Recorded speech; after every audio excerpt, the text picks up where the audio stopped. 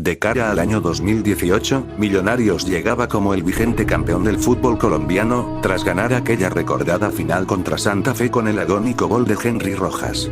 Por ganar el torneo finalización, el equipo de Russo se clasificó directamente para la fase de grupos de la Copa Libertadores, donde el sorteo lo emparejó con Corinthians, Independiente de Avellaneda, y Deportivo Lara de Venezuela.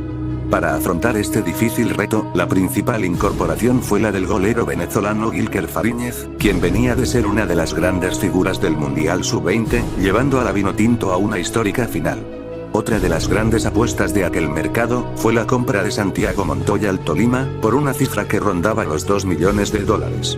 Junto a estos fichajes que generaron una enorme expectativa en el hincha embajador, se unieron al plantel los jugadores César Carrillo, Roberto Ovelar y Carlos López, este último proveniente de la Segunda División de Perú, donde a pesar de marcar 24 goles en 27 partidos, lógicamente su contratación no sería del agrado de la afición, y a la postre se iría del camping con más pena que gloria, luego de no marcar ni un solo tanto en toda su estadía.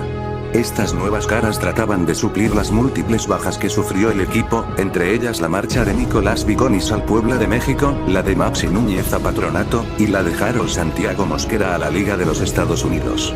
Millonarios empezó la pretemporada sin su director técnico, puesto que recordemos que Russo tuvo que ser intervenido quirúrgicamente en su natal Argentina.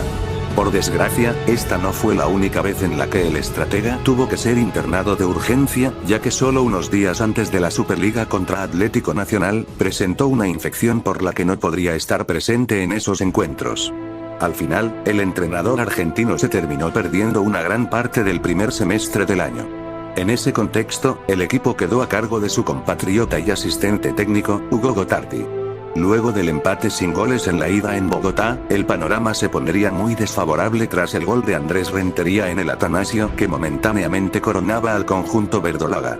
El equipo de Almirón daría entonces un paso al frente, y Vanguero salvó en la línea un gol cantado de Castellani. Acto seguido, Fariñez alcanzaba a arañar un potente remate de Dairo Moreno y mantenía con vida al albiazul. Cuando peor lo pasaba el onceno embajador, Roberto Ovelar se inventaba este zurdazo, que fue completamente imposible para Monetti y devolvía la paridad al marcador. El mismo atacante paraguayo, en la segunda parte, aprovechó una desatención de la zaga local, y el despiste del arquero argentino, marcando un auténtico golazo de larga distancia que le daba el título al embajador. Pese a la insistencia de Nacional por un gol que forzara la tanda de penales, el resultado no se movió más, y Millonarios ganaba la Superliga por primera vez en su historia, rompiendo una racha negativa de 7 años sin ganar en suelo antioqueño. No obstante, esto no evitó que la ausencia de Russo pasara factura, y el embajador firmara un pésimo arranque en el torneo Apertura, donde solo cosechó 2 triunfos en las primeras 10 jornadas. Uno de los principales problemas del cuadro de Gotardi, y que le saldría muy caro posteriormente, fue perder puntos sobre la hora en partidos, entre comillas, asequibles. Concretamente, en la octava fecha ante Alianza Petrolera, donde un gol de Palomeque al 89 le arrebataba 2 puntos al azul, y en la 10ª fecha contra Jaguares, donde un gol de penal de Pablo Rojas impedía el triunfo embajador. Ambos cotejos fueron en el estadio El Campín. Sin embargo, lo más insólito vendría en la jornada 15, cuando estaba rescatando un empate de Itagüí gracias al gol de Iron del Valle desde los 12 pasos al minuto 90, y prácticamente sacando del medio, Leones asestaba el batacazo definitivo por medio de Sebastián Gómez. Este fue el último encuentro con Gotardi a la cabeza, ya que Russo se reincorporaría de cara a las 4 jornadas finales del todos contra todos. Esto no fue suficiente, porque a pesar de conseguir 2 victorias con lo justo ante Huila y Envigado, la derrota en el clásico capitalino sepultaba las esperanzas de un Millonarios que nunca pudo encontrar el empate que lo metía entre los 8. El cuadro albiazul pagó muy caro los puntos perdidos, y el poco tiempo que el técnico tuvo la plantilla a su disposición. Por otra parte, en el certamen internacional, el embajador debutó con una igualdad sin tantos contra Corinthians en Bogotá. Huérfano tuvo una chance inmejorable de darle los 3 puntos a su equipo, en una jugada que a priori pudo cambiar el devenir del grupo, pero su remate se marchó desviado. A continuación, Millos incursionó hasta el Estadio Libertadores de América, donde lo esperaba Independiente. El buen acompañamiento de hinchas embajadores no bastaría, y el rojo se impondría por la mínima diferencia tras un solitario gol de Benítez. Ya con Russo en el banquillo, el equipo rápidamente se repuso de la caída en Avellaneda con una cómoda goleada a Deportivo Lara en el Campín, gracias al recordado triplete de Iron del Valle, y a un golazo de Elíser Quiñones. Aunque una sorpresiva derrota en la revancha en el país vecino, obra de uno de los mayores verdugos de la historia reciente del embajador, Carlos Sierra, quien con un doblete frenaba en seco las aspiraciones de los Teruso.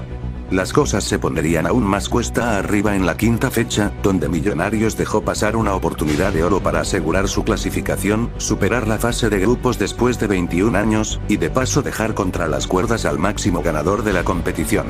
Cadaví desde el punto blanco adelantaba al local y lo acercaba al objetivo, pero como fue costumbre en todo el semestre, no supieron aguantar el valioso triunfo que estaban obteniendo. Salazar perdonaría la sentencia frente al arco visitante, y Gigliotti rescató un empate in extremis que dejaba a los argentinos dependiendo de sí mismos para la última fecha. En el Arena Corinthians, el embajador alineó una nómina bastante peculiar y recordada a día de hoy, jugando con una defensa casi que endémica. Como era de esperarse, el Timao fue quien dispuso de las mejores opciones de gol, pero entre su falta de eficacia, y una impecable actuación de Fariñez, lograban mantener en cero la meta albiazul. Un golazo antológico de Carrillo, adelantaba al visitante contra todo pronóstico.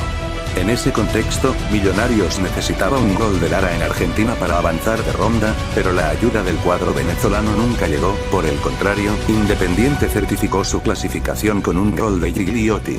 Este marcador eliminaba por completo al equipo embajador de los octavos de la gloria eterna, pero el triunfo en Brasil le otorgó el boleto para la Sudamericana. Si quieren que hable de la participación del equipo en la otra mitad de la gloria, y en general del segundo semestre del 2018, en una eventual segunda parte, háganmelo saber en los comentarios para subirla cuanto antes. Pero por lo pronto, este video ha llegado hasta acá. Si te gustó no olvides que puedes suscribirte al canal para seguir viendo contenido sobre Millonarios.